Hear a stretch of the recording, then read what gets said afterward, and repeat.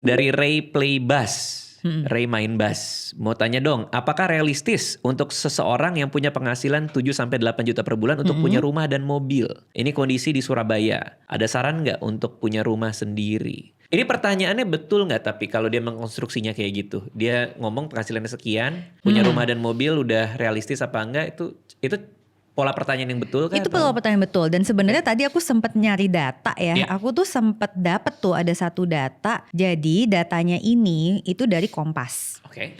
Tapi dia bukan di Surabaya, tetapi di Jakarta. Oke. Jadi di sini dibilang persis banget gajinya antara tadi 7-8 ya. Iya. Nah ini juga datanya gitu nih, sekitar 8 jutaan.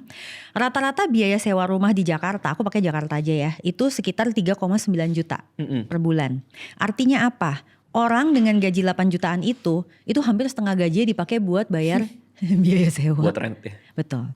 Nah sekarang kalau dia mau beli rumah gimana? Iya. Dibilang bahwa kalau dia mau beli rumah dengan gajinya dia segitu yang 8 komaan itu dengan harga rumah rata-rata sekarang yang per meter perseginya mungkin sekitar 14 jutaan, itu dia butuh 12 tahun. Buat melunasi rumah itu. Buat nabung.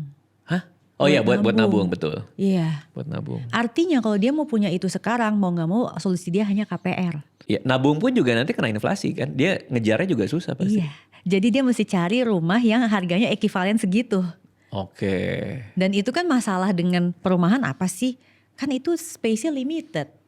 Bisa jadi kan harga ini nantinya adanya mungkin di tempat-tempat lain. I see. Gitu. Ya kita gak tahu ya, namanya juga itu kan industri properti gitu.